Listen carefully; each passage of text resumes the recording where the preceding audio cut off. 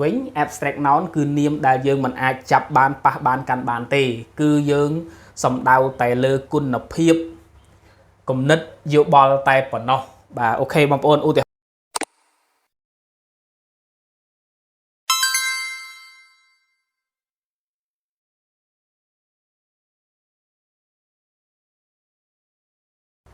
បាទសួស្តីបងប្អូនទាំងអស់គ្នា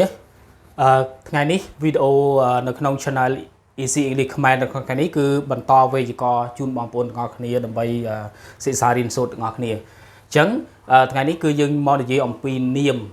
នៅក្នុងនាមនេះបន្តិចទៀតចប់ហើយបងប្អូនបាទបន្តិចទៀតយើងចប់ part of speech នៃ noun ហើយនៃនាមហើយអញ្ចឹងនេះគឺខ្ញុំលើកមកកន្លែងណាដែលជាចំណុចសំខាន់តិច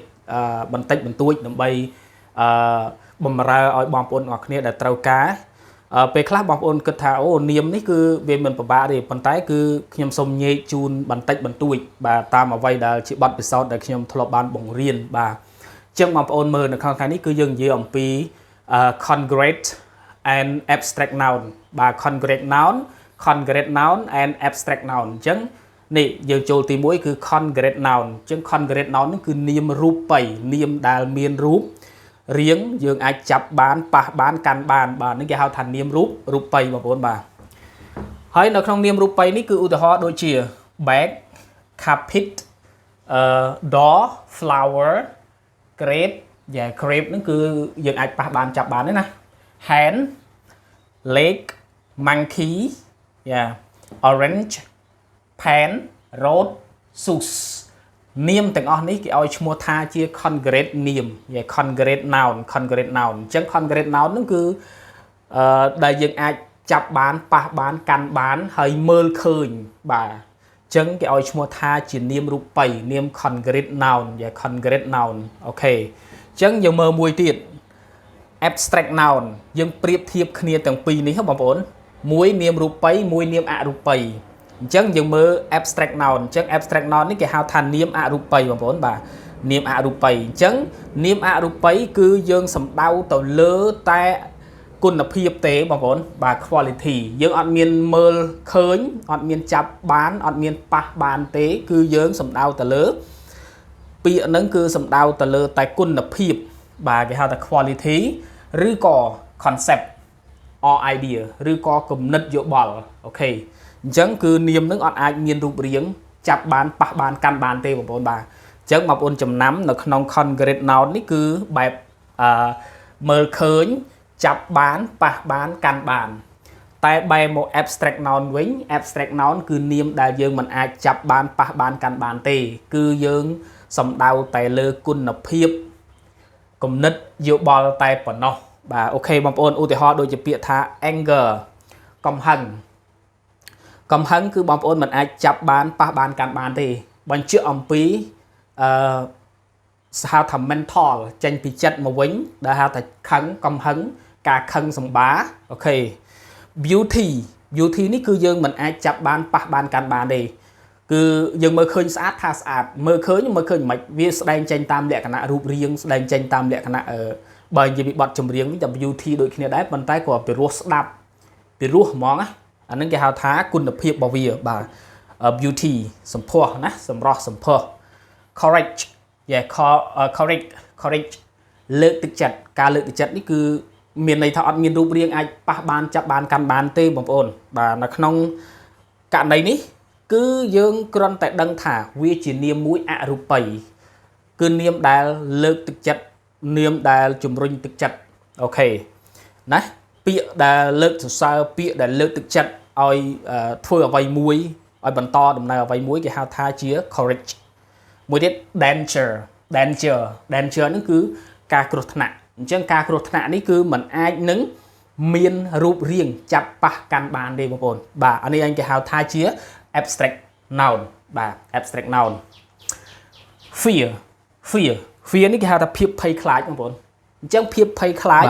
យើងមិនអាចមានន័យថាទៅចាប់បានទៅប៉ះបានទៅកាន់បានទេក្តីលោភលន់គឺអញ្ចឹងអានេះគឺជាពាក្យមួយដែលសម្គាល់ថាអូខេ fear ភ័យខ្លាចអញ្ចឹងភ័យខ្លាចនៅកន្លែងណាអូខេអញ្ចឹងអត់អាចចាប់បានអត់អាចប៉ះបានអត់អាចកាន់បានទេបាទនេះគេឲ្យឈ្មោះថាជា abstract noun ចុះ greet បងប្អូនបាទ greet បាទ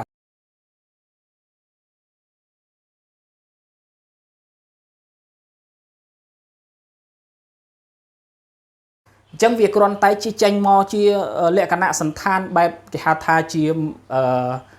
cái hạt tha chi tay nông này dưới cái thằng mà nhé tranh bị mai mò chẳng vì ở ai bà bán chặt bán căn bà đề bà nói mùi điện happiness bà vốn bà sẽ cái đấy cái hạt sọc sẽ cái đây sờ bài sẽ cái đây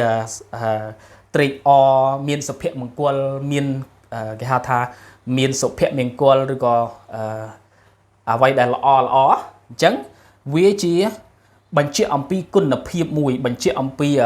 กุนเพียบมวยในสิ่งใดละอในสุภาพมิงกัวระบบมนุษย์มันเนี่ยหรือระบบไวมวย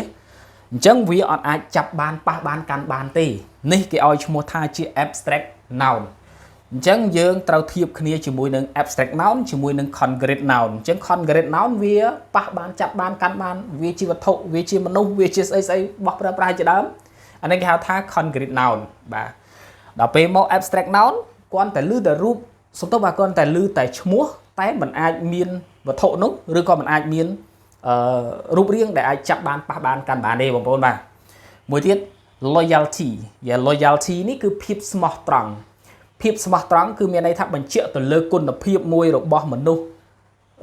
ណាម្នាក់ដែលសម្ដែងនៅភាពស្មោះត្រង់ណាបងប្អូនបាទសម្ដែងនៅភាពស្មោះត្រង់ឡើងយើងមើលឃើញបាទយើងថាអូខេ loyalty បាទភាពស្មោះត្រង់សេចក្តីស្មោះត្រង់អញ្ចឹងអានេះគឺវាបញ្ជាក់អំពីគុណភាពបាទដល់ពេល wisdom បាទ wisdom គឺគតិបណ្ឌិតនេះគឺយើងបញ្ជាក់អំពី concept មួយបញ្ជាក់អំពី idea ដែលវាមើលទៅឃើញជាលក្ខណៈចេញមកគឺវាអត់មានរូបរាងនេះគាត់នឹងវាចេញមកលក្ខណៈមកជាគុណភាពនៃភាពចេះដឹងជាគតិបណ្ឌិតណាមួយបាទអានេះគេហៅថា wisdom អញ្ចឹងទាំងអស់នេះគេឲ្យឈ្មោះថាជា abstract noun អញ្ចឹងបញ្ជាក់ម្ដងទៀតបងប្អូនបាទ abstract noun គឺវាសំដៅទៅលើគុណភាពវាអត់ឃើញរូបរាងអាចប៉ះបានចាប់បានកាន់បានទេបងបាទវាគឺសំដៅទៅលើគុណភាពសំដៅទៅលើគំនិតមតិយោបល់អានេះគេហៅថាជា abstract noun ដែលយើងភាសាខ្មែរថានាមអរូបិយនាមដែលអត់មានរូបរាងបាទអរូបវាអត់រូបរាងទេបងប្អូនបាទអញ្ចឹងបងប្អូនវេយ្យាករណ៍គឺយើងត្រូវការទៀមទាយល់ពាក្យរបស់វាពាក្យកលឹះរបស់វាគឺបើកាលណាបងប្អូនធ្វើការយល់អំពីពាក្យកលឹះរបស់វាបងប្អូនអត់ពិបាកនៅក្នុងការប្រើប្រាស់ទេហើយក៏អត់ពិបាកនៅក្នុងការស្វែងយល់ពីវាដែរបងប្អូនបាទតទៀតចឹងសូមបញ្ជាក់ឡើងវិញអំពី concrete noun ចឹង concrete noun គឺបងប្អូនឃើញវាចាប់បានប៉ះបានកាន់បានអានឹងគេហៅថានាមរូបិយនាមដែលមានរូបដែលយើងអាចប៉ះបានអាចទៅចាប់វាបានអាចឃើញវាអានឹងគេហៅថាមានរូបហើយបាទអញ្ចឹងដូចជាពាក្យថា bag carpet សិតតែយើងអាចប៉ះបានកាន់បានចាប់បានមើលឃើញវាណាបាទ door flower បាទណាអូខេ crepe hand បាទ leg monkey អូខេ orange pen road shoes ទាំងអស់នេះគឺសិតតែយើងអាចប៉ះបានចាប់បានកាន់បានទាំងអស់បាទប៉ុន្តែវាសំខាន់ត្រង់ថានាមនេះគឺវានៅក្នុងនាមមួយដែលយើងអាចមានរូបរាងមើលបានឃើញមើលឃើញនឹងភ្នែកយើងឲ្យឈ្មោះថាអូអានេះមានរូបតើអញ្ចឹងដល់កាលណាយើងសម័យថាមានរូបយើងគិតថាអូវាជានាមរូបិយហើយបាទប៉ុន្តែបើចំពោះខាងក្រោមនេះវិញបាទយើងគ្រាន់តែលឺសូរតែពាក្យចេញមកឯងអត់មានរូបរាងសម្គាល់ទាំងអស់នឹងគេហៅថាអរូបិយហើយដូចថា anger កំហឹងអត់មានរូបរាងទេកំហឹងនឹងវាចេញពីក្នុងចិត្តនៅក្នុងចិត្តអញ្ចឹងវាជាអរូបិយហើយនាមមួយដែលអរូបិយហើយបងប្អូនបាទអញ្ចឹងសម្រាប់ពីរនេះគឺ concrete ជាមួយនឹង abstract noun នេះគឺមានប៉ុណ្ណេះបងប្អូនបាទ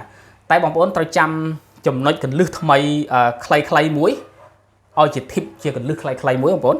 យើងត្រូវចាំថា abstract noun គឺវាសំដៅទៅលើតែគុណភាពនិង concept គេហៅថានឹងគំនិតយោបល់តែប៉ុណ្ណោះវាអត់មានរូបរាងអីទេបងប្អូនអត់មានរូបរាងទេអញ្ចឹងគេហៅថានាមអរូបិយអត់មានរូបរាងទេអញ្ចឹងមានប៉ុណ្្នឹងបងប្អូនបាទអញ្ចឹងសម្រាប់វីដេអូក្រោយជួបគ្នានៅវីដេអូបន្តទៀតហើយ part of speech នៃ noun គឺយើងជិតអស់ហើយបាទខ្ញុំលើកមកជិតអស់ហើយនៅមាន compound noun អីទៀតបាទខ្ញុំនឹងព្យាយាមលើកមកឲ្យបងប្អូនទស្សបានរៀនសូត្រទាំងអស់គ្នាបាទអរគុណច្រើនបាទជួបគ្នានៅវីដេអូក្រោយបាទ